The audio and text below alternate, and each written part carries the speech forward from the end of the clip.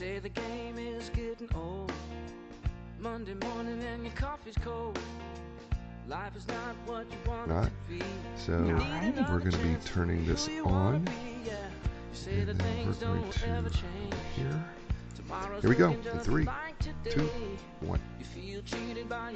Hi everyone, and welcome to A New Direction. It's me, Jay Izzo, your host, and oh boy, do we have a great show. Well, I'm telling you, this is a great show. I know, I say it every week. Jay, you always say to us, it's a great show. I know, but the guests, they're amazing. So of course it's going to be a great show. I want to just tell you something, though. This show is going to be, I've said this before each other shows, right? This is going to be a powerful show, and they have been, right? This is going to be a powerful show. Everybody, get your friends, get your enemies, get the people you haven't forgiven, get the people that you're still on the border about forgiving, and get them on the show, okay? Tell them to download the podcast or watch us live, because as you know, we do this show live on Facebook, and so tell them to get over here and watch, listen, right, to the show, because we have Marianne Clyde. She is a licensed therapist, and she wrote this book. I know you can't see it on the podcast, but everybody else could see it. It's called Zentivity, and it's how to eliminate chaos, stress, and discontent in your workplace. Is there anybody out there who would like to keep the chaos, keep your stress, and be discontented in your workplace? If you would like to keep those things in your life, would you please just leave the show now? Because that would be the best thing for you, is because you really love chaos, you like stress, and you really want to choose to be more discontented. So if that's you, then this show is probably not for you. However, if you want to eliminate chaos, stress, and discontent in your workplace and in your life and in your career or your business, you're going to want to watch and listen to Marianne Clyde talk about Zentivity in the workplace, because I'm telling you, this book, and it's so powerful. You're going to love this book. But before we get started, let's do what we do every week, and let's check in with you with the 4 areas of your life, right? We are 4-part people. We are physical people, we are mental people, we are emotional people, and we are spiritual people, all right? And, every day you are somewhere in those 4 areas. So on a scale of 1 to 10, 1 being miserable, 10 being outstanding, where are you physically today? If you had to put a number on it, right? Where are you physically? Are you eating right? Are you doing the right things? Are you getting the right amount of exercise? What are you doing? How are you feeling? How are you doing all those things physically? Scale of 1 to 10, 1 being awful, 10 being I'm outstanding. What's your number today? You got that? Okay, that's your first number. All right, second number. Where are you at right now mentally? And what do I mean by that? I mean, how are you feeding your brain? Right? There's 2 sides to our brain, right? We've got a right side, which is this creative side, and then we got this left side that's a more logical side. What are you doing to feed your brain? Right? I am so privileged to get to do a show like this, because I read a book a week, right? And so, over the course of the year, and of course I get to interview experts, but over the course of the year, I read about 40 books a year, 40 books a year. And I have to tell you, it feeds my brain really good stuff, because they're all nonfiction. They're helping me grow and learn. And of course, Zentivity has been one of those books that is in that category. I love it. What are you doing to feed your brain? Right? And by the way, when it comes to your brain, it's one of those organs that we have in the body that you can exercise forever. As long as there is breath in your lungs, you can exercise your brain. So on a scale of 1 to 10, 1 being awful, 10 being great, how are you doing mentally? All right, got that number? So you got 2 numbers, right? Third number, how are you doing emotionally? What do I mean emotionally? Well, emotionally, here's what I'm talking about. I'm asking you emotionally, like, do the little things tick you off? Are you stressed easily because something happens in your life or a circumstance comes up? How well are you able to control your emotions? Better yet, how well are you able to relate to the emotions of others? Right? All that combined we call an emotional quotient. Sometimes you'll hear it called emotional intelligence, right? So I'm going to ask you on a scale of 1 to 10, 1 being miserable, 10 being amazing. Where are you at emotionally right now? Right? And then what are you going to do about it? Right? So all these things, right? You got a number and they go, what are you going to do about it? Right? And the whole object here is not to get, if you're a 4, it's not to get to a 10 today, okay? If you could get to a 4.5, right? If you could just do something right now to get yourself to a 4.5, that's what I want you to do, okay? So, all right, let's talk about the 4th area of your life, and that's the spiritual realm, right? And we have a lot of people go, well, I don't believe in spiritual stuff. Folks, you do. You just don't call it spiritual. I promise you that there's something that you do that centers you, gives you a sense of peace, gives you a sense of somewhere that you can go that feels like you have faith in, that helps. Sometimes it's karma, right? For some people it's karma. Sometimes people, believe in nature. Sometimes people believe in God. And if that is, I always ask people, how's that relationship going for you, right? So the key is here, what is it that brings you back to center? What is it that brings you back to a peaceful state? All right? And it can't be explained by science. It generally isn't, because there's so much that science... Listen, I have an MS degree, all right? That's a science degree, Master of Science degree. I can just tell you, we just can't explain everything with science, right? So let's look at the spiritual realm for a second, right? And on a scale of 1 to 10, where are you at? All right, so you have 4 numbers, right? You have your physical number, your mental number, your emotional number, and your spiritual number, right? Think of those 4 numbers as the legs of a table, right? Try eating off of an uneven table. That's hard, right? But what if all your numbers are really low? Well, that's really even more difficult, isn't it? Because if you're sitting in a normal chair trying to eat off of a normal table that's that low, it's really difficult to do. The whole object there is to be well-balanced and to bring yourself up to that height of level. And by the way, I'm going to tell you, if somebody's going to help you do that in all 4 areas of your life, it's going to be my next guest. Her name is Marianne Clyde. And Marianne Clyde, by the way, I am so privileged about Marianne Clyde, because I've interviewed her first when I was on the Jiggy Jaguar Experience show nationally, and I was on her show that she does, and I think of her, even though she's this amazing licensed therapist, right? She is a friend. So, but I'm going to do the classic bio, the bio that I do, right? So Marianne Clyde is an expert in mental health in the workplace. She speaks to businesses and associations about empowerment, team building, and relationship networking. She's a licensed marriage and family therapist. She's been in practice for over 28 years, although you wouldn't believe it if you looked at her. Energizing speaker. She's a dauntless world traveler. She's lived in Japan for over 8 years. She's been in at least probably 20 different countries. She teaches about recovery, trauma, personal empowerment, interpersonal relationships. She's also, by the way, Northern Virginia's 2018 Northern Virginian of the Year, right? Because she's also was the owner, I should say, of the Marianne Clyde Center for Holistic Psychotherapy. And she's an amazing person. She's also the author of this book called Zentivity.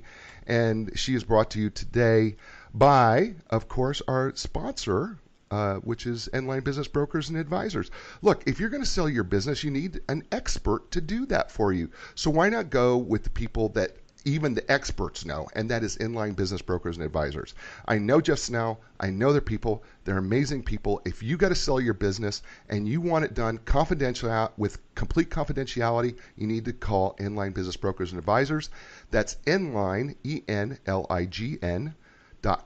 Check them out. Also, need to say we got a brand new sponsor, Linda Craft and Team Realtors. We want to thank them for sponsoring A New Direction. Thank you, Linda Craft and Team Realtors. If you're looking for real estate needs, why don't you just go to Linda Craft, LINDACRAFT.com. And this week's T-shirt shout of the week goes to locally owned business, DACNO.com. Check them out because they gave me the T-shirt. And if you want to have your T-shirt from your company on this show, just send an extra large T-shirt to A New Direction and just contact me directly and we'll do that.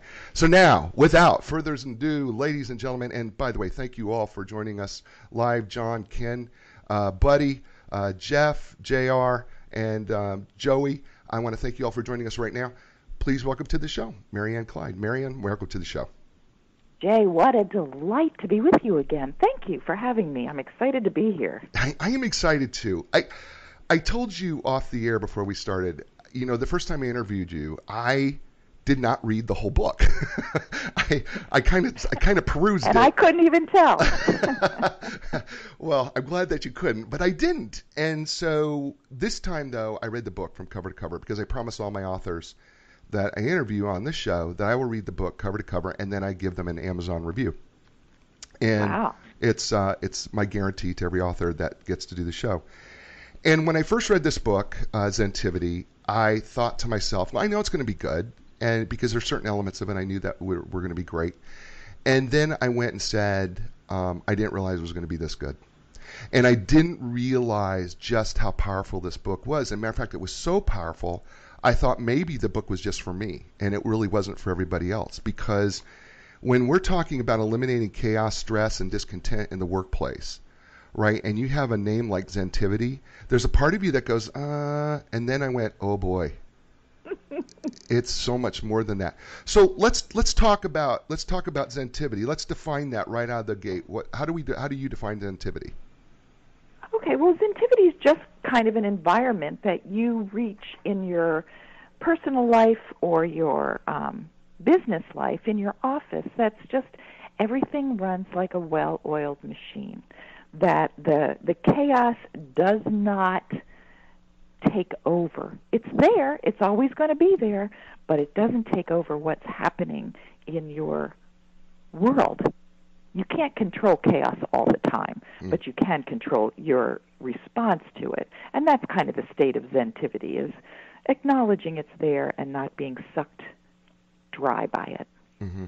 So you divided this book up into parts, right? Mm-hmm. And which, by the way, so you had parts and then you had chapters in those parts. And the part one is things that keep us stuck. And I am a big fan of helping people get unstuck. That especially businesses. Yeah, when I walk into businesses. That's what you do with your books and so forth. Yeah, right. Is help people Absolutely. get unstuck, right? And so, in chapter 1, you come right out of the blocks, and your title of your chapter is Raising Awareness. And I just want to read the very first sentence, right? Because if this doesn't blow you away, people, nothing else will. Approximately, as of 2009, this is a 2009 statistic. Approximately 1 million U.S. employees miss work each day to workplace stress. Yeah. Right? Whoa. So we're raising awareness. Help us out here, Marianne. Absolutely. That's why I loved the way you started the show. Is one way we have to nurture our awareness is become aware of how we're responding to our environment. And what you did was you slowed everybody down for just a minute or two to say, okay, how are you doing? Not just, oh, I'm fine, because that's the only 4-letter F word that was never allowed in my office. That's a terrible word. When somebody says, I'm fine, that just means shut up and go away. And you made them stop. You made the audience stop and say, how are you doing physically? Mm-hmm. Now, how are you doing mentally? Mm-hmm. Now, how are you doing emotionally? Mm-hmm. And how are you doing spiritually? Because we glom it all together and go, I'm fine. Yeah. I'm all right. I'm great. And the fact is, we need to be aware of what's going on in our lives, because that huge amount of people who miss work every day because they're stressed. Mm-hmm. A lot of physical, illnesses happen because of stress. We get our immune system all screwed up, and then we'd have to get sick and stay home, and or we just can't handle the pressure at work, and so we take a mental health day, which I actually think is okay too. Here's the thing. That and we're going to talk about this more in detail, but I think people miss the emotional physical connection, right? So we get stressed, and because you talk about this in the book, we get stressed, the emotions become overwhelming, and we actually talk ourselves into getting sick. Mm-hmm. Yeah, absolutely we do. And you are correct. And so what happens is but I think like what you said in this first chapter of the book, which I think is powerful, right? Is awareness is the first step to change. Absolutely. If you don't know what's wrong, you can't fix it. And that's so simply elegant. That's so simply. Isn't it though? I mean, it is. That's what my whole message is, just pretty basic, because life isn't all that complicated if you break it down as neatly as you did in the first few minutes of your show. Just sit down, see how you're doing, and then we'll cope with it. If you're not doing well physically, let's go take a walk outside. If you're not doing well mentally, go do a Sudoku. There's tangible things you can do in your life to change any one of those things in a moment, because our life is run by the way we think, not by what everybody else is doing. Right. You can't control them. I'm sure you figured that out, right? Right. Well, no, I mean, it's like listen, we all know the Albert Einstein quote, right? Complaining and doing the same things over and over again, expecting a whole different result is insanity, right? And right. so right. yet we get into this stressful mode. And you tell me if I'm wrong here, because you're the therapist. I'm just a psychological professional who tries to figure this thing out. But anyway, you're the therapist, the licensed therapist. I mean, but we have this tendency to think that if I just stay with it and do the things that I've always done, something's going to change. Right. It's really magical thinking. It's really magical. It's like we spend our life wishing our spouse would start paying more attention to us. We spend our life wishing the boss would pay attention to our ideas. We spend our life wishing our kids would actually listen. And then we yell about it and we fuss about it, and what you've ever heard the saying, I'm sure you have, what you resist persists. And it just means whatever you're fighting against, you're empowering, because because you're encouraging someone or something to fight back and cause resistance. And if you just learn little judo move emotionally to just kind of let the event kind of go past you, over you, under you, around you, through you, whatever, then you can move on and you don't lose your balance. You have to maintain that balance, that inner sense of zentivity, shall we say? I love that. And that's just it's like a taekwondo course. We're talking with Marianne Clyde, author of this outstanding book, Zentivity. It's not a long read, ladies and gentlemen, but I'm going to tell you what it is. It's a powerful read, and it's like having her right next to you. It really is. I was thinking about how I describe this book. This book is going to help your business in so many ways, because it's done in a very loving way. It's done in a very joyful way, and it's done in a way that'll bring you peace and kindness, and it's done gently, and it's patiently done. It's got a faithfulness to it, and it's going to bring about self-control. It's just a super book, powerful book. And she's brought to you today by Inline Business Brokers and Advisors.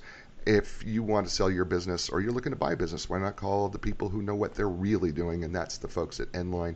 Contact them at enlign.com, and also Linda Craft and Team Realtors when you're interested in selling your home or maybe buying a home. And it doesn't matter where it's at in the world, contact the experts. They know their business. Contact them at Linda Craft, Linda Craft, Craft.com, and they're sponsoring today's New Direction and Marianne Clyde, and we are so grateful for them.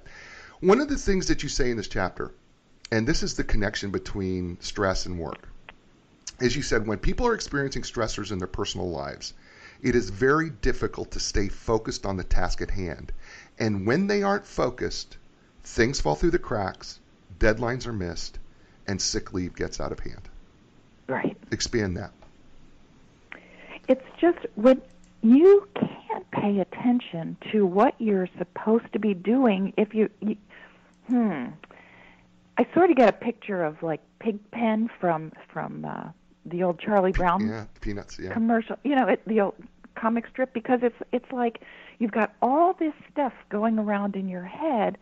You just don't have the bandwidth to effectively complete whatever your task is at hand. Ultimately, somewhere, it's going to weaken and collapse. And yeah, you can do it for a while. You can fight your way through it and just ignore the stressors for a while. But eventually it chips and chips and chips away at your sense of self, your sense of well-being, your physical well-being, your spiritual well-being, and your emotional well-being. And you get scattered. And anybody knows that when you're scattered, you've got too many plates that you're spinning. And you might be good at spinning 1 or 2 or even 10, but once somebody adds that last plate, right, everything comes crashing down. It's that straw that breaks the camel's back. Right. And so you don't have to get effective with spinning plates. You have to get effective with spinning your own thought process in an effective way. Mm-hmm. How to calm yourself down, how to refocus yourself, what to do when things are going awry. Yeah, and you know, I think a lot of times, you know, you and I both coach, you know, managers and CEOs, and you and I have been in those environments, and sometimes it's very difficult for the CEO of a company or the management of a team to understand the connection between the personal and the professional. And and you and I have both written articles in Entrepreneur Magazine related to this and other articles that we've written. And I keep trying to tell people the connection, but you cannot separate the personal from the business. It's a really neat dream, but it's just, I mean, if you're going through a divorce, try compartmentalizing that in your job. Right. It's just, it doesn't happen. And I think somehow people think that they've done it successfully, but they really don't know that they haven't. And so they go, well, you know, I've literally heard CEOs say, well, I've gone through a divorce and it didn't affect my job. Oh, no, you were a tyrant when you were going through your divorce, right? You know? Exactly. We think it's like, well, my parents raised me this way and I turned out all right. I mean, there's so many people that say that, and I'm thinking, really? Yeah, right. Are you really okay? You know, or were you always okay? No, we have to recognize when we're hurting, when we're stressed, when we're in a bad situation or a bad relationship, and learn to deal with the matter at hand. Learn to recognize our emotions, feel them, and let them pass. Because if we don't recognize the anger, the resentment, the bitterness that we're kind of squashing down, ultimately it kind of reeks out of our lives, either through our health, through our bad relationships, or our reactivity. I mean, heaven, look at the reactivity that's all around us. Oh, yeah. You know, I don't even like to watch the news anymore because it's not really reporting, it's reactivity. Yeah. And reactivity never accomplishes anything constructive. Unless your house is on fire, and then the reactivity to get out of the house is probably helpful. Right. And yet that's even planned, hopefully. Right. Hopefully you have a plan so it's not completely reactive. So, so one of the things we touch, I'm going to throw out a psychological term because we're bouncing all around it without saying it. And it's the danger of mirror imaging. Right? It's our danger of saying, I've done it, look at me, this is what I've done. But here's the real danger of that. It's not just saying, look what I've done, you can do it too. It's also understanding that your mirror isn't nearly as clear as you'd like to think it is. That is a great point. Great point. We see in a mirror dimly these days. We just don't see ourselves like other people do. No, we don't. We don't see. We're talking with Marianne Clyde, author of Zentivity, great book, How to Eliminate Chaos, Stress, and Discontent in Your Workplace. So I want to read this definition of Zentivity to the folks, and then we're going to talk about, you know, how in the workplace. The 4 things that can keep you from Zentivity. So Zentivity is peaceful, calm environment in which employees are actively engaged in the creative and productive process so that they can make more money and everyone can be happy and well motivated. Okay? Right? I mean, who doesn't want that? If there's anybody out there that doesn't want a peaceful, calm environment in which employees are actively engaged in the creative and productive process so that they can make more money and everyone can be happy and well motivated and you're more profitable, who doesn't want that? If you don't want that, stop listening. Okay? Just stop right now. Okay. So there's 4 things, though, that it tends to that you talk about that keep us from that Zentivity. And it's feelings of captivity, negativity, projectivity, and reactivity. Right? Yeah. And so, in you talk, captivity makes, if there's sometimes I can feel trapped. I don't know about other people, but captivity talk about feeling trapped in this whole trapped escape process.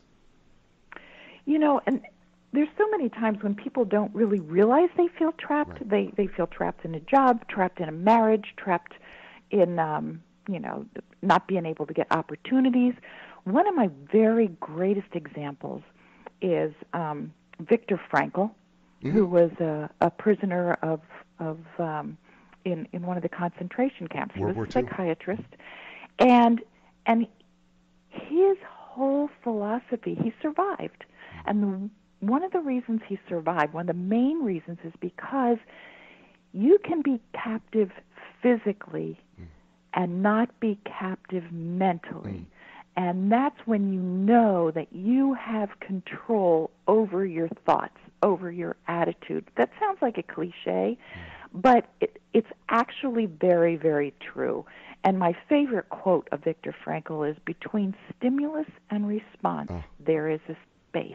Yep. And in that space lies my freedom to choose." Right. And we have a freedom to choose how we're going to approach this life. And so, if you feel trapped in your job, take an assessment and say, what do I need to do to feel not trapped? Right. How do I get out of this feeling of being trapped? How do I learn to express my freedom within this environment? It all depends on how you ask the question. Oh my God, I feel so trapped. Right. Why is my boss keeping me trapped? You're going to stay trapped that way. But if you say, how am I going to move on? What am I going to do? It's actually just taking personal responsibility for the way you think about a situation. That's where your freedom lies. I love it. And I want to just jump in with you on this, because even when I was teaching psychology classes in college, right, and I was teaching my students, I would say to them, you have a choice. On everything that happens to you, you have a choice of how you're going to respond. And I said, you could come up and you could kick me as hard as you want in the shin. I still have a choice of how I'm going to respond to that. Right. I mean, seriously, I do. It may be hard. I'm not saying that it's easy. But ultimately, if you kick me as hard as you can, I can still choose a different response in there. And of course. And I think we forget that we've got more power than we think we have. Yeah, I think what you said is recognizing that it's not easy. Yeah. The easiest thing to do would be to smack somebody back, knock them over, to react and let your body just respond. Right. But if you can embrace the situation for what it is, and I really want your audience to know that we're not tossing out cliches here. These things are really, really possible, but they take practice. Yes, your shin is going to hurt. Yes. Let's just admit your shin is going to hurt, but you can curse that person out. You can throw them out of your office. You can call them names, or you can take a deep breath and say, "Hey, what's going on?" And open a dialogue. Not that everybody's open to dialogue, mind you, but as long as you're willing, that makes a difference. The next thing that you talk about is negativity. And one of the things that you talk about as negativity is that we can be addicted to negativity. Oh, yeah. The interesting thing is, when you find out that you can be addicted to emotions, not just, we all know negative people. They find the pothole instead of the smooth road in everything. But you can also be addicted to things like being in love, the sensation of being in love. That might feel like a good feeling, but then you're always chasing that feeling, and you don't feel happy unless you have more of that drug of being in love. You can, we get some kick out of being angry. We can get a sort of surge of energy by road rage. mind is not good energy, but I mean it keeps us moving on. It keeps us Sure. reacting and so forth. But the idea is all those things fizzle out. The things that we have to choose not to be addicted to anything, not just drugs and alcohol, not just work, not just accolades and appreciation. We need to learn to be content with life taking its side roads, life taking its detours. Nothing is predictable. Shall we say death and taxes, but you know how that goes. I know how that goes too. We're talking with Marianne Clyde, author of the book Zentivity. You can find it at Amazon favorite bookstore. It's a great book. It's by Balboa Press. It's a fabulous book. This is literally how to eliminate chaos, stress, and discontent in your workplace.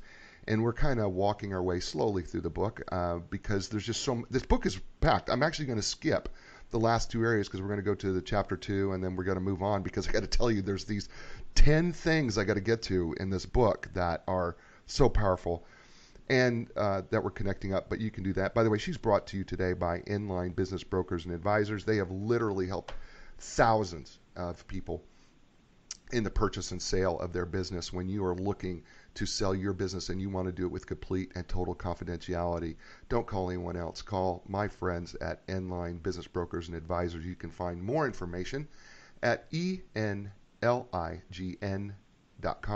And by the way, tell them that you heard them talked about on A New Direction, and also our new sponsor we want to welcome to the show, Linda Craft and Team Realtors. When you're ready to buy, sell your home, or anywhere in the world, whether it's residential or commercial, you need to talk to the folks at Linda Craft and Team Realtors. I'm telling you, these folks are amazing. They are experts in their field. There's a reason why they say Linda Craft and Team knows their business. You need to check them out. Go to Linda Craft, Linda Craft, Craft.com, and they're bringing Marianne and, of course, Zentivity today. So I'm going to move on because we could sit there. I'm going to tell you, we could get stuck in chapter 1 and never get out of chapter 1. So. And chapter 2, by the way... Let me just say, though, Jay, because I think that's important when you get addicted to negativity or anything else. Right. It actually changes your brain. Oh, yeah. Just like if you were addicted to drugs, just like if you were addicted to alcohol. And you don't want your brain to be stuck there. Whatever little kick you get from negativity or anger or rage, you just don't want to be stuck there. So, as you suggested, we'll move on to the 10 things then, and we can talk about how to change your brain in a good way. Okay. So I don't like to get too psychologically geeky, but I'm going to because I used to teach brain anatomy and function. And so to some nursing students and folks, and I love brain anatomy. I especially like, okay, wait, folks, I know, don't turn it off. I'm about to say something here that's going to be really nerdy and geeky. So don't turn me off. I'm about to say I enjoy the vesicular release of a neurotransmitter. Okay? I just said it. Okay? Woo-hoo. Whatever. Yes, you go, what was that? Never mind. It's a really geeky term to talk about that we have these 5,000 chemicals that run through 100 billion little microscopic areas that make us function normally or not so normally. And I love that because when we talk about addiction, and we always focus on drugs or alcohol or something else, but we don't understand that we can be addicted to anything, and it changes those chemical pathways, and it changes how many chemicals stay or don't stay in those areas. And that's really the heart of addiction, physically, from a physical standpoint. I'm not even talking about the emotional, mental pieces, but from a physical standpoint, what's happening in the brain. You have all these chemicals, and if they're out of order, or they're out of sync, or they don't get resucked back up into the right dendrite, or they stay in too long, or whatever the case may be, it changes the way we function, think, and it also can create all sorts of addictive processes, which is why emotions can be addictive, or at least part of the reason why. Right. Listen to this guy. I want all your viewers to hear you because you're a genius. I am not a genius. But that, it's just true. So it's just an important thing to understand. It is a physical addiction. It is. And it's something that happens in the body. So thank you for saying that. That's great. Yeah, no, I love that stuff, and I can get geeky all day. I really can, because I do have that part of me. Here I am, I wear my cowboy hat and, my cowboy boots and belt buckles, and here I get psychologically geeky. In chapter 2, you talk about... Keeps you balanced. Yeah, well, it is. I'm a little bit of a maverick. Actually, I'm a lot of a maverick. Chapter 2, you say you can't run when your feet are stuck. And there's one thing I want to talk about in here, because you talk about a number of things, but one of the things that business owners need to wrap their minds around is that your employees can get stuck, and one of them is them living in fear. Oh, yeah. Absolutely. Talk about that.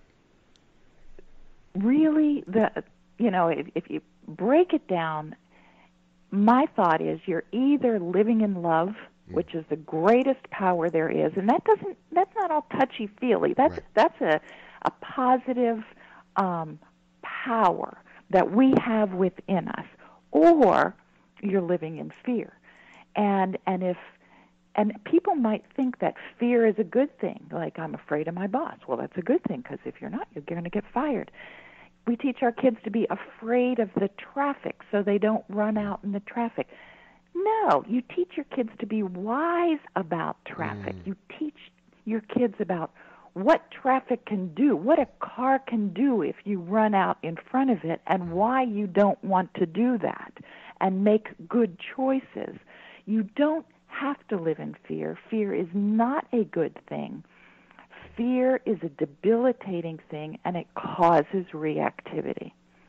And you want your employees being productive from a creative place, from an energetic, a good energetic place, not a place of fear. I mean, I know some bosses do want you in a place of fear, and I've known bosses like that.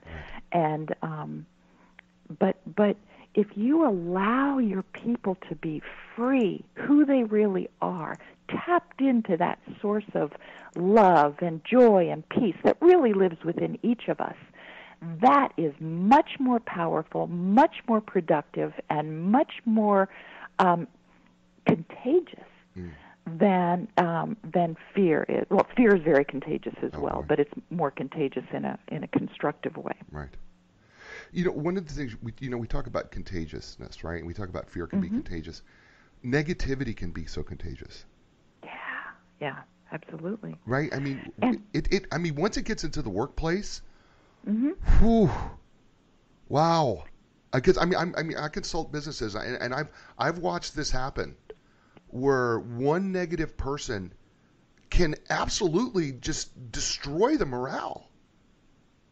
Well, and it normalizes then the negativity, and so it can become a culture in a workplace, and with gossip, things like gossip and fear and negativity, those are all insidious things that creep into all the little nooks and crannies of a work environment and a work culture, and destroy it from within, because it enhances division. And division is so much different than diversity. Division divides and conquers. Right. Diversity of ideas and cultures and all kinds of stuff keep things vibrant and alive, as long as it's done from a place of love and joy and peace. And again, I'm not saying that from a mamby-pamby, wimpy sort of way. Those things are genuine, and I know you know that, genuine powers that energize much more powerfully than negativity. And you're right, it will destroy the culture of a company, negativity. It does, and not only that, people need to understand that when you have negativity in your company, that you're looking at mutiny. Yeah, it's a form of mutiny. Yeah. And people go, well, that's harsh. Are you saying that because of the negativity? Think about it. Do you want positive, creative people, or do you want negative, angry, gossiping people? What's going to make your company more profitable? It's a simple question. I'll let you think about it for a second, everybody out there. Which one do you want? Which one do you think is going to make you more profitable? positive, happy, creative people, or negative, gossiping, angry people who talk behind your back? Which one's going to make you more profitable? I'll give you a second. Okay. So I think, right, you absolutely know. All right, I gave you the second. And it's mutiny at your business. Your business is being sabotaged by negativity. And when I was reading this, and I was like going, man, people do not understand. Business owners don't understand. You cannot allow this to continue. Right. I'm sorry, but you're never going to be, as a business, as successful as you can be when you allow negativity to take it over. I'm a little passionate about that. I'm sorry about that. Yeah. I'm a little passionate about that. Okay. So it's so true. It's if anything you allow that gets into it's like water seeping in the basement. Ultimately, it's going to flood the basement. You can't let it in, and it has to start at the top of the business. I mean, a business owner or a boss or a supervisor has to learn to turn negatives into positives. Open communication to discuss things like that. Right. Because if you shut down, because one of the 10 things we wanted to talk about, one of the 10 principles is communicate effectively. Right. If you don't acknowledge the problem and become aware of what the problem is and don't talk about it, then you're just going to kind of shut everybody down until they explode. Right. And then that negativity is going to seep out the edges and destroy that business. Love it. We're talking with Marianne Clyde, licensed therapist, the Zentivity right now, and we're talking about, listen, you want to get rid of the chaos, you want to get rid of the stress, you want to get rid of the discontent in your workplace. This book, Zentivity, is extraordinarily powerful. It's also going to be insightful for you personally, by the way. And what I found about this book, as I read this book through over and over again, especially certain parts of it that were speaking loudly to me, and she just did it again. I'll tell her after the show what it was. Do you want to know? I'll tell you what it was. So she talked about not teaching your kids fear, and I grew up a little bit of being taught fear, right? Not respecting the things so much as you need to be afraid of this or afraid of that. Okay, so I'm just going to come clean and be authentic.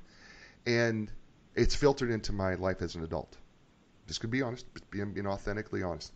And so I have to be very cautious because it's made me more aware that sometimes I can have these fearful thoughts and fearful emotions in certain situations and with certain things. And just because I'm 6 feet 5 inches tall and 260 pounds doesn't mean, and I'm in the gym 5 days a week plus, doesn't mean that you can't be afraid, by the way. All right, any guy who says they're not, it's wrong and it's a liar. Okay, I just called you out. So I'm just telling you that really hit me hard there. So this gives me the opportunity to say, let's become proactive. Chapter 3. There you go. Because there you go. Love your authenticity, Jay. I really do. You don't make change by continually talking about how bad the problem is. As a matter of fact, that makes true. things worse. Yeah. I think a really brilliant author by the name of Marianne Clyde said that in the book. Talk about that. Genius. She is a genius. Yeah, talk more about that. Talk about. I'm sorry. No. Talk more about we can't talk. Just keep talking about how bad the problem is. We got to be proactive. Right. It's like kicking a dead horse. It doesn't do anything. It's when you're, because another little cliche that I know everybody knows is what you focus on increases. So if you're going to focus on the zit on your face, that's all you're going to see when you're looking in the mirror. And it's that is true in every area of our life. So if we recognize that, if we always talk about how the boss does this or how we don't get enough time off or we're not making enough money, we should always say, how can I change that? What can I do about that? The only thing we have control over, Jay, you know this better than anybody, is what we do about something. Right. And as long as you keep pounding on, we're not making enough money, we're not making enough enough widgets, we're not, whatever we're not doing, you focus on that, it doesn't do anything. You have to say, what can I do about that? And the smallest tiny little change will pan out into a huge return, and just one thing at a time. You know, it's just like you can't lose 10 pounds in one day. But if you start changing your habits a little bit at a time, ultimately, even if the scale goes up and down, you're going to notice a change. And the same thing in a business culture. If you've had a business culture that, say, nobody's allowed to talk here, nobody's allowed to talk here, I hate working here, I'm not allowed to tell anybody what's wrong. You sit there and grumble about that. Right. You have to be the one to say, I'm going to go to the boss or the supervisor, and I'm going to say, what can we do about better communication? Can we have a suggestion box? Can we have a weekly staff meeting? Can we have just throw out suggestions, and every little thing you do that's proactive leads you closer to some sort of a solution. Right. And you're right. You're right. And yet I can hear, and I'm going to play the devil's advocate here a little bit, okay? So I'm going to let you be Marianne Clyde, licensed therapist that you are. Play the devil's advocate here and go, yeah, but Marianne, look, I got to have things happen now because my business is in trouble. You know, you're telling me that this is going to be a long-term solution. What am I supposed to do now? Great question.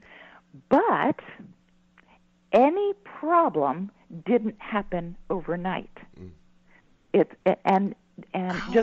like those 10 pounds we have to lose, that didn't happen overnight either. And so you just have to embrace the situation for what it is. It doesn't mean you have to like it.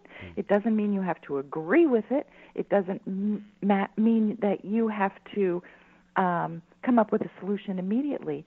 But you have to have a plan, and it's going to take a while. And the only thing you can change overnight is your attitude. And that's, I would say, 90% of the solution. I love it. Marianne Clyde, author of Zentivity, right? You want to eliminate the chaos, the stress, the discontent in your workplace? You need to get this book. It's awesome. You can get it on Amazon. Matter of fact, let me just tell you something. Why don't you do what they do at Linda Craft and Team Realtors? They actually read a book with the team. And why don't you choose this as a book that your team is going to read together and talk through it and maybe get at some of the deeper rooted issues that are going on in your business, because this book is going to be extraordinarily helpful. And by the way, I don't care if you're the CEO, the manager, or if you are the person who, you know, cleans the place, you know, at the end of the day. This book's going to be great. You're going to love the book. It's awesome, and you're going to really enjoy it. So, okay,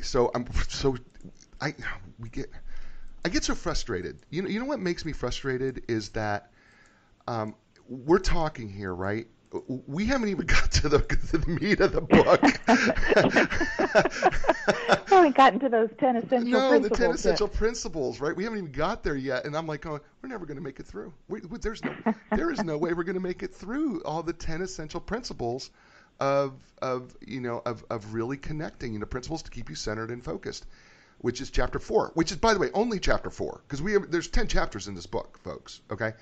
And we're not going to get there. Okay, I'm just telling you right now. So if you want to find out what happens, okay, in this book, Zentivity, if you want to find out what happens, you're going to have to buy the book. Okay, that's what you're going to have to do. Is what you're going to have to do, because it's great. So there are 10 principles that can be applied, what you say, and I'm quoting you. There's these 10 principles that can be applied at home and at work, and they are foundational for living a life of Zentivity. And here they are.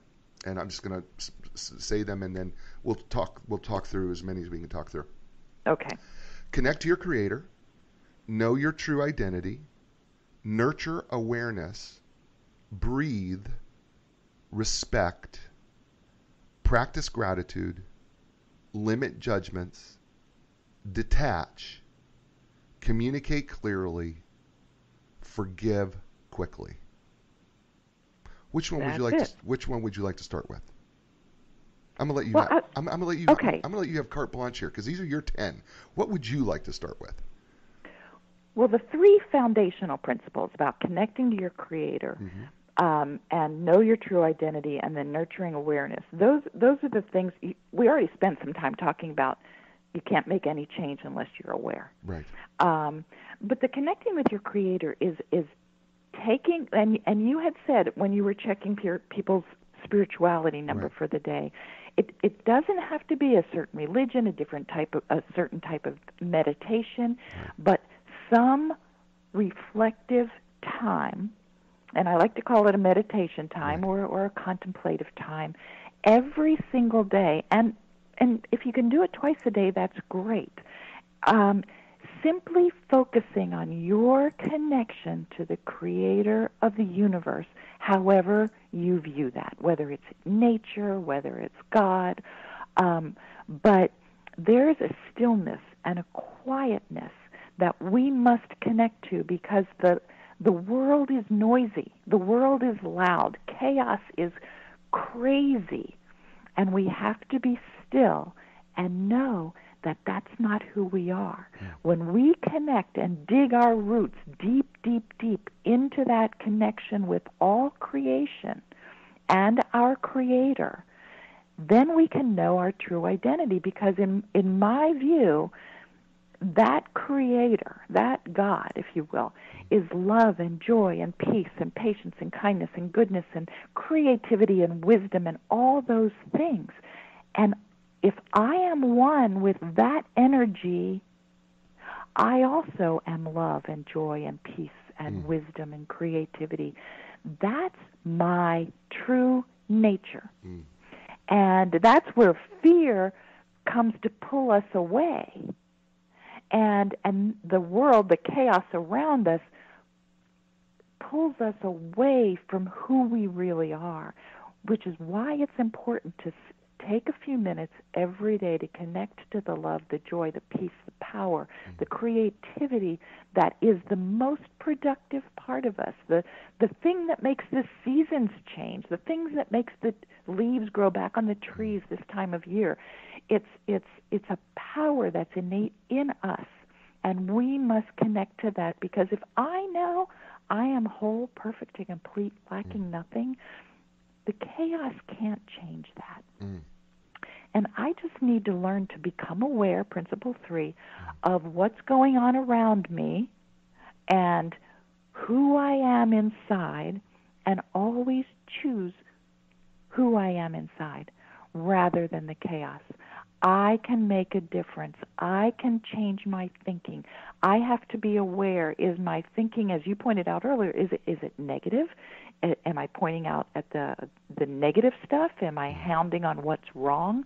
Or am I asking the question, okay, yes, we have a uncomfortable situation here, but what can I do about that? And the proper awareness leads you to ask a question that moves you in a productive direction. And then the next principle, the just breathe, which you know is my favorite. I know it is. I mean, that's my $1 million advice, no matter I know it is. what. You're going to write a book. You're going to write a book just called Just Breathe. I'm convinced of it. Just breathe. And it's going to have a picture of your tattoo on your wrist. That's what it's going to be. There you go. There's a thought. And so those are just the ways we deal with the world. Breathe and detach. Anytime you're kind of feeling pressured to react to something, all you have to do is do what Viktor Frankl said, and remember that between the stimulus and response, there's a space. And that's created when you breathe and detach from the drama for just a second, so nobody can suck you in. So those are a couple more of the principles. So I want. Okay. So first of all, let me say this: that you gave the example of the connecting to your Creator. It's like you've got a lamp, and you're holding the end of the cord, but it's not plugged into the wall. Yeah, and you're yelling because it's dark. And then you're mad because it's dark, right? Right? I mean, I started laughing, going, "Of course, that's the way we." Right? I'm holding the lamp, I'm holding the cord, but I'm not plugged into any sort of electricity. I mean, how do you expect it to work, right? And I love that. That was awesome.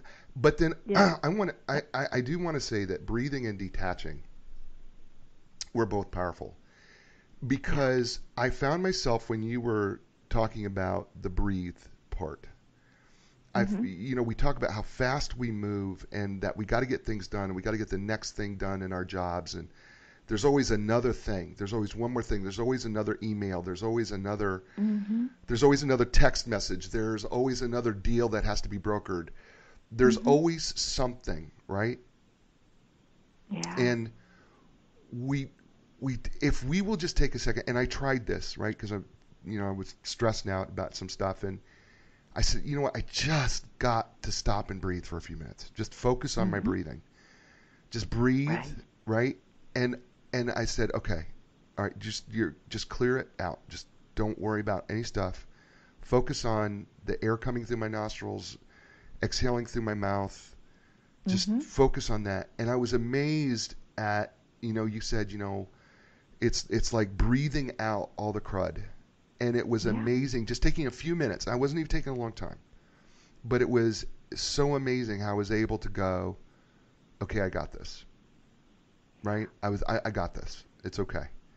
This is me and my own mental, emotional stuff, my own thoughts, my own emotions taking control of my stress. And I thought to myself, man, if people in businesses just understood this simple process of just getting your people to breathe, we push so hard, but we could be so much more productive if we breathe.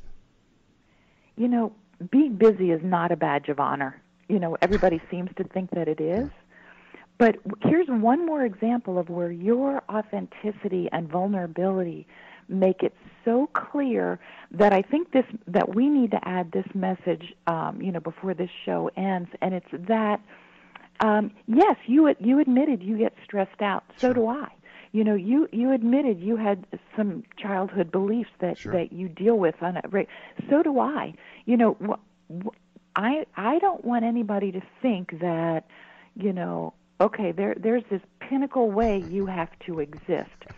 And that until you get there, you're not good enough. Right. The point is, these are just markers and pointers to when you notice, when you're aware that you're stressed, right, you have some things that you can do. Right. You can be grateful. You can breathe. You can detach. You can connect to your Creator. You can communicate effectively. And last but not least, but you can forgive and let go quickly. And those things are important. They're just tools.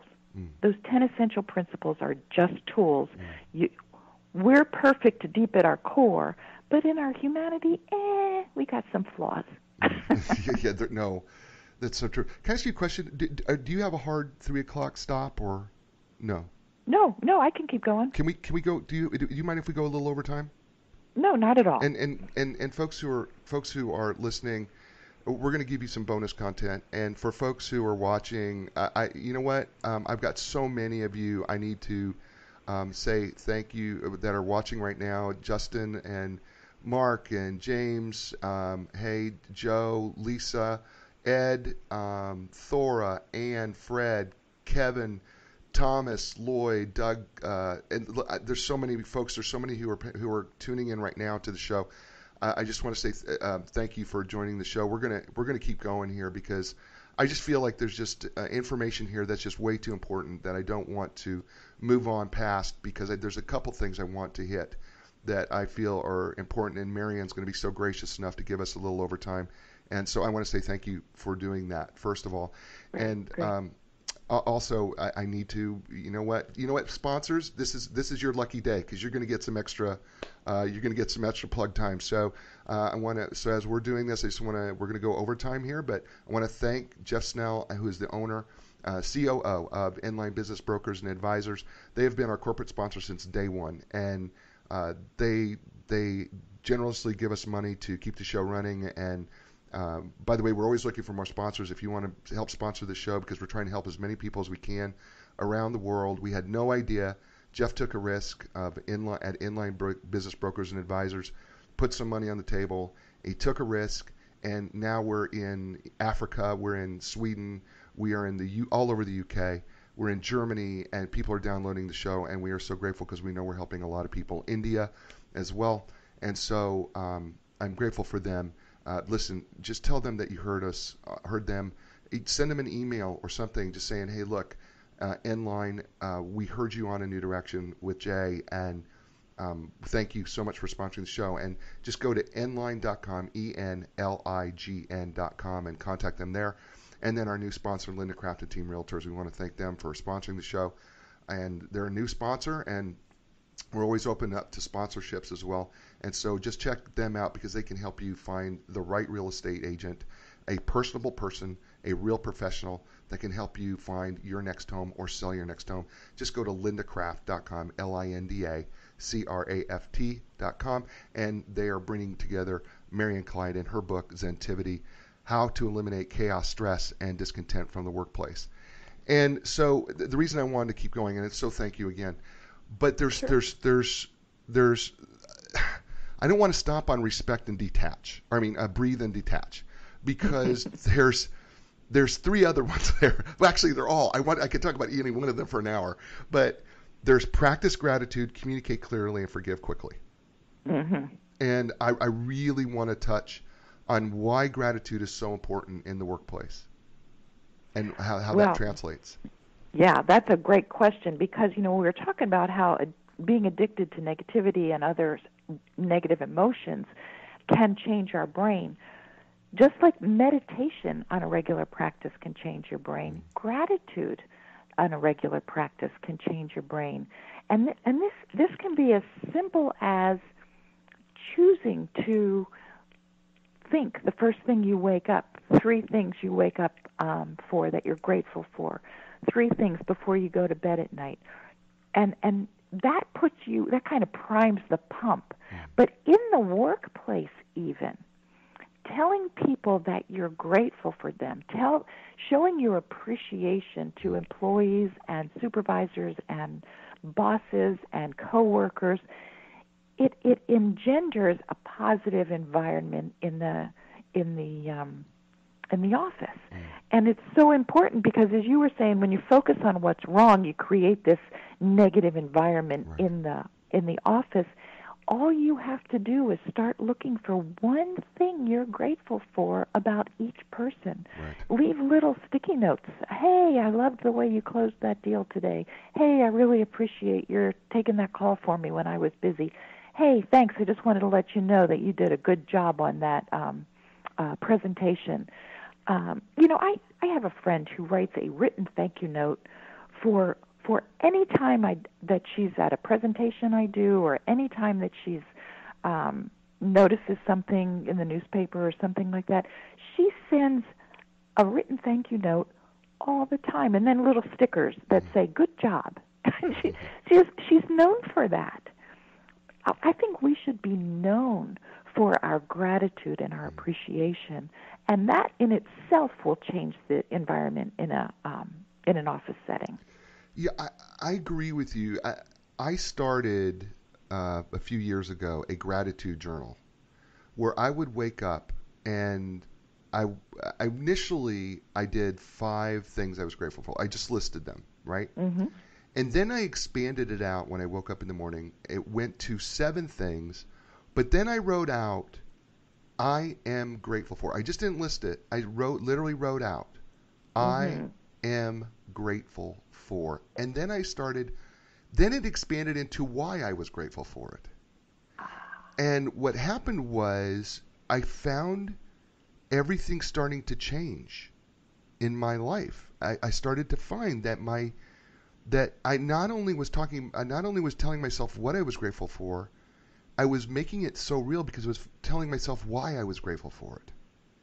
And powerful. And then my day was started with 7 things I was grateful for and why I was grateful for them. And I will tell you, Marianne, it started with things like the cup of coffee, my wife, my house, my dog, right? It started simply, and then it became who I am, my maverick-like personality that's creative and that is willing to challenge the status quo, and it got deeper, right? And I want to, because that gratitude thing is so powerful, and I can't emphasize enough that if folks would, and you talk about it in your book, but I can't emphasize enough, if folks will just practice this very simple technique of that she's talking about. 3 things I'm grateful for in the morning, 3 things I'm grateful for at the end of the day.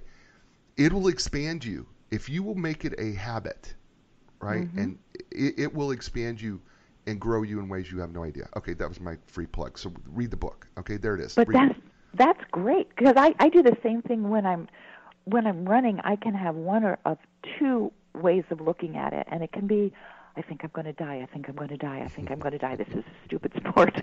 This is, why do people do this? Where are those endorphins? And what I try to do is say, thank you, God, for my muscles and my tendons and my strong bones and my health and my wellness. And I start finding things about my physical body that, oh my God, I'm so old, is one way to look at it. And another one is, I'm so thankful that I can even do this. Right. And it just changes your attitude about a workout. Doesn't make me a good runner, but at least it makes me grateful for the fact that I'm doing it. See, I love that. See, I tell people all the time, I'm a gym rat still to this day. And I tell people, I can't do what I did at 25, but I'll tell you what, I'm willing to go up against most 55-year-olds that I can think of. Right? I mean, I'm willing to do that. And matter of fact, there's a whole bunch of 35-year-olds I'm willing to take on. Okay? There you go. Right? Because I feel good. Right? Yeah, I have to fight through injury like everybody else, but I feel good. Okay. Let's talk about communicating clearly, because you say something about communication that I went, oh, nobody ever says this, right? And that you say something to the effect, I'm going to paraphrase. This is the Jay Izzo paraphrase, okay? So do with it what you will. But basically, you've got to be confident enough that what you say, you communicated. And stop regretting the way you communicate. Not that you're not going to work on communicating, not that you're not going to work on the art of listening, not that you're not going to work on all these things, but you got to stop feeling guilty about your communication. Is that a correct? Yeah, is that a correct analysis? Did I paraphrase that right? That's a self-defeating behavior in anything, and we tend to do it as humans. Look at what I did wrong. I could have said that better. Right. Blah blah blah. Right. But the point is the fact that you're stumbling through it, the fact that you're willing to tell somebody, you're nervous, you're going to the boss, you're going to your coworker, and you're saying, it really bothers me when you stand at the door and talk to me when I have a project. I'd love to talk to you later, but I can't do it now. Then you can worry all day long whether they were offended or whatever. Right. But the idea is you opened up a line of communication and you stood up for yourself. Right. And it's an important thing to do. You do it as kindly as you can, as clearly as you can, and if you feel like you can do it better the next time, then do it better. Right. Yeah, because I think what happens is we get so caught up into, did I say it right? Right? I mean, I get this all the time. Did I say it right? And I'm like, you can't worry about did you say it right. Yes, you can improve. Trust me, I'll never forget the first time I was learning Italian and as a second language. And I was learning Italian and I was studying these CDs, and one of them, the CDs I was studying from, was this guy by the name Michel Thomas, who is famous for educating people in foreign languages by CD. And he would say about Italian, when you're learning Italian, he would say, you have to think of it as a tennis match. And I found this to be true of every piece of communication, whether it's business communication, relationships, or whatever. He said, just get the ball over the net. Don't worry about making the perfect shot. Don't worry about making it perfectly, that your Italian's not perfect. Just get the communication over the net. And I think sometimes we make communication so complicated that we forget that you just got to get whatever you're communicating over the net. People will respond however they're going to respond. Right. Right? And I really think that that's true. I really do, and I think that's where you're kind of headed with this, because I think we get so worried. Oh, I don't know if I said it the right way, and I don't know how they're going to take that. Just move on. Yeah, self-doubt is going to make you less powerful. And just what we're doing is we have to keep things being talked about, or nothing changes. Right. Nothing changes. And, of course be kind, of course. Oh, of course, yes. And respectful, of course. Yes. But, we do the best we can, and none of us does everything perfectly. Except for you, Jay, but, So please do not give me that burden. I am begging you not to give me that burden. Well, one of the things we talk about, you talk about a couple things that you can do right now.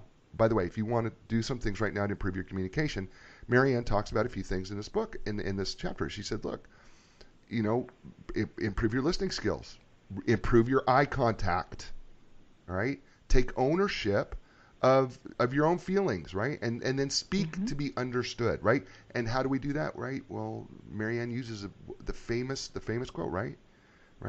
Which is, when we talk about speaking to be understood. You mean from Stephen Covey? Yeah. Mm-hmm. Seek first to understand and then to be understood. God, most people don't do that. It's so true. It's so true. They keep pounding and pounding and pounding, thinking the harder they pound, somebody will then understand them.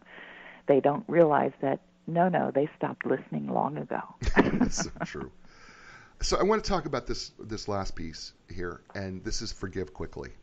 Yeah. Because I think forgiveness is powerful. And by the way, forgiveness in the workplace is huge. And people don't understand the connection between forgiveness and the workplace.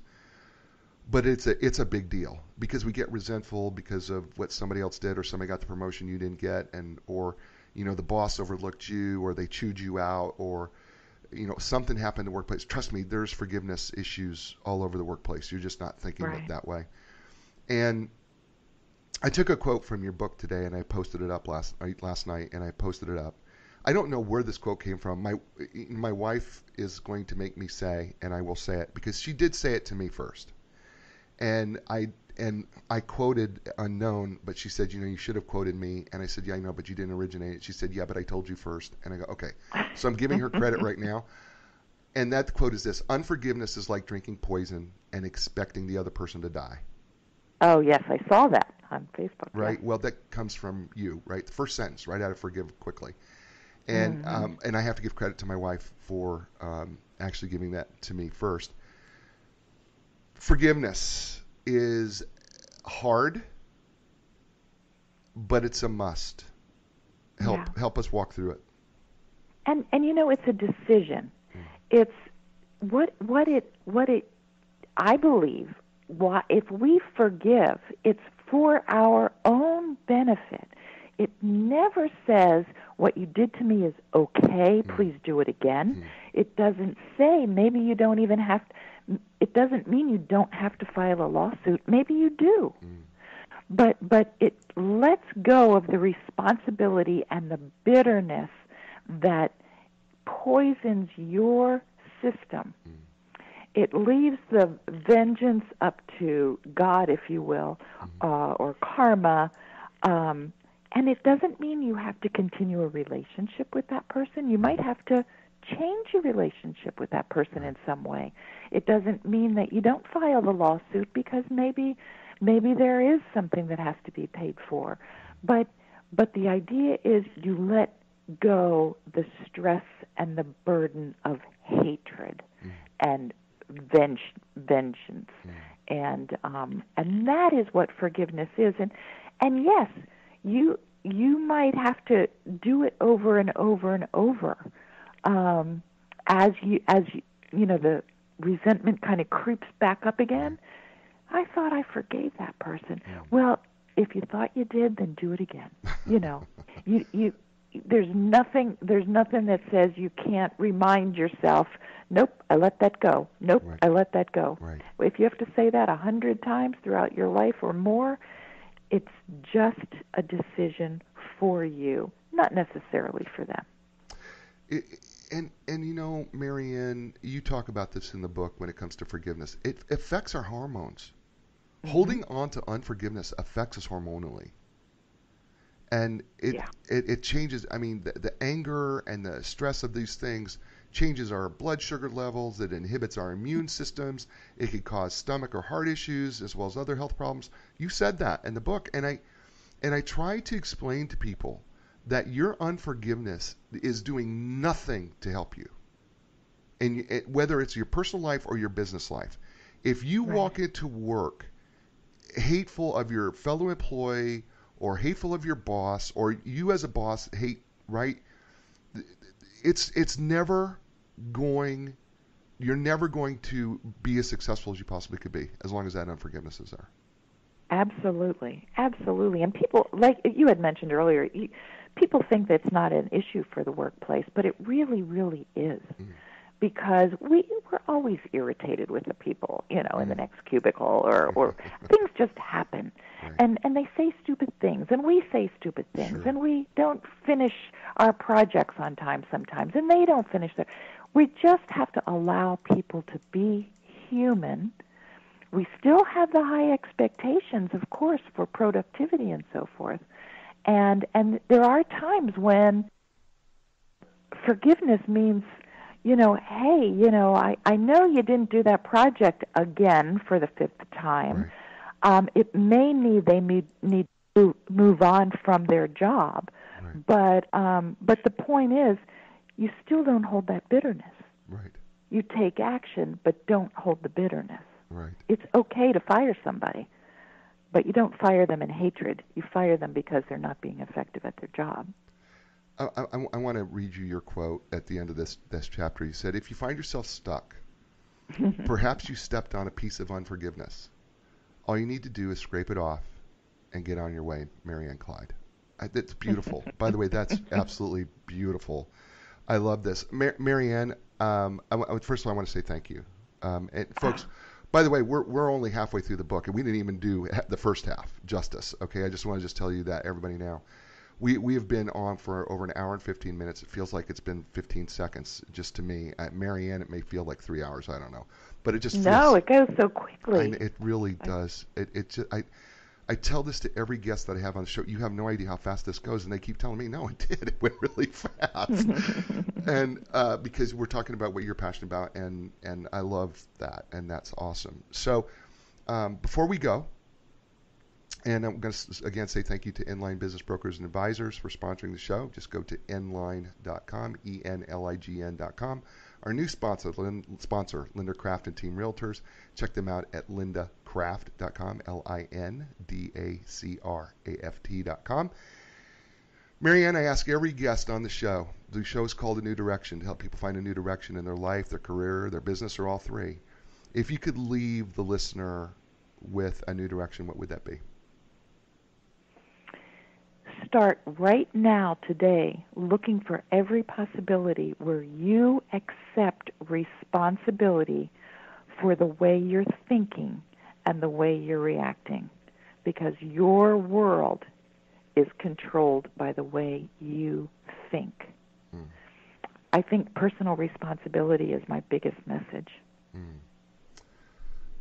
Folks, you took personal responsibility, how better would your business be?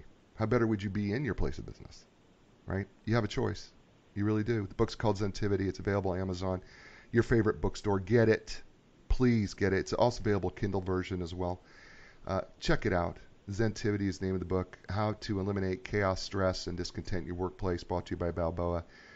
Stay with me, Marianne, if you will, for just a second. Okay. Thank you. I appreciate being here. And thank you. Ladies and gentlemen, that's our show for today. Amazing, wasn't she? Wasn't she not just amazing? I told you this was going to be one of those power pack shows where there's just not enough time in the day. I could talk to her all day and never grow tired. And I adore what she does, and I adore her, and she's just awesome. So, folks, as we close the show, I just want to say this: look, be inspired, because when you're inspired, you can inspire other people, and when you do that, they in turn inspire others as well, and that can make this world an amazingly great place. So, be inspired, folks. I will talk to you next week. Have a great week. Ciao, everybody. Lost your confidence, and the answers don't make sense. Got to keep your hope alive. You got to know you can survive. This is your time to fly. A new direction, a brand new day. A new direction, things are gonna change. You can find the strength to go a different way, yeah. The time has come. Dreams will take you places you have never been before. Find your passion, find your strength. Don't worry anymore. A new direction. A new direction.